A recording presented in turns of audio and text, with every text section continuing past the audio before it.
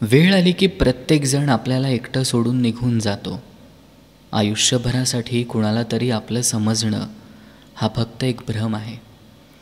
Ignore करणं हे एक असं पॉयझन आहे जे प्रेम, मैत्री, बॉन्डिंग, फिलिंग्स, इमोशन्स या सगळ्या गोष्टींना एका क्षणात मारून टाकतं.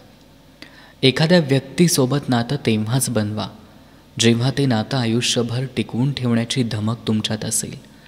नंतर तुमची मजबुरी आहे म्हणून किंवा एखाद्या व्यक्तीचा वापर करून नंतर त्या व्यक्तीला आयुष्याच्या प्रवासात अर्धवट सोडून जाणं तुमच्या स्वभावातील सच्चेपणा आणि वफादारी दर्शवत नाही.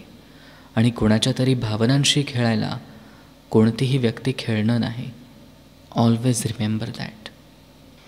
ज्या माणसांना आपल्या आयुष्यातला अमूल्य वेळ देऊन खास बनवतो ना, कालांतरानं तीच माणसं आपल्या आयुष्यातील दुःखांसाठी आणि एकटेपणासाठी कारणीभूत ठरतात. मनापासून जपलेल्या नात्यांमध्ये कधीच दुरावा येत नसतो, कारण कव्हरेज क्षेत्राच्या पलीकडे देखील मनाचा संपर्क असतो. नाती जबरदस्तीनं नाही तर जबाबदारीनं निभावायची असतात. आयुष्यात जवळची वाटणारी माणसं आयुष्यभर जवळच असतील याची काहीच खात्री नाही. जी माणसं आपल्याला किंमत देत नाहीत ना, त्यांच्या मागे मागे करणं सोडून द्या. आपण मनाने चांगले असतो तर प्रत्येक व्यक्ती आपल्यासारखीच असेल असं नाही. आपण मनाने चांगले असतो म्हणून आपण कोणतंही नातं अगदी जीवापाड जपतो. आपण त्या माणसांना आपल्यापेक्षाही जास्त किंमत देतो ज्यांना आपलीच किंमत नसते. आणि बऱ्याचदा आपण तिथंच चुकतो. समोरची व्यक्ती कालांतरानं आपल्याला सोडून गेली की स्वतःलाच त्रास करून घेतो, खचून जातो. पण आपण एक गोष्ट लक्षात घ्यायला हवी की जी व्यक्ती आपल्याला सोडून गेली त्या व्यक्तीला नात्याची आणि आपली किंमत खरंच होती का? आणि जर किंमत असती तर ती व्यक्ती सोडून गेली असती का? म्हणून टेम्पररी इमोशन्स ठेवणाऱ्या माणसांपासून सावध राहून आपण आपल्या इमोशन्सना जपायला हवं.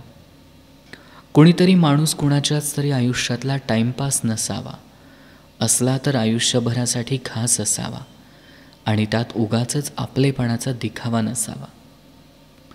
टाईमपाससाठी आपलंसं करणं आणि आपलंसं करून झाल्यावर परकं करणं असं ज्यांना वागायला जमतं ना, तीच माणसं हल्ली या जगात खुश राहतात. आणि नात्याची निष्पापपणे कदर करणारी माणसं हल्ली एकटी आणि दुःखी पाहायला मिळतात. जिथं आपण सतत अवेलेबल असतो तिथं आपण कधीच व्हॅल्युएबल नसतो. प्रेम दोघांची जबाबदारी असते.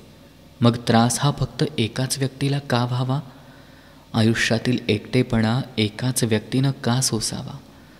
प्रेम म्हणजे भातुकलीचा खेळ नव्हे की तो आपल्या माणसांसोबत खेळला जावा. कालांतरानं आपल्याच ओळखीचा, आपल्यासोबत सतत असलेला चेहरा नंतर आपल्यालाच परका दिसावा. प्रेमात दोन्हीकडून नातं टिकवण्याचा अट्टहास असावा. प्रेमात आपल्या व्यक्तीचा चेहरा कधीच दुःखी नसावा.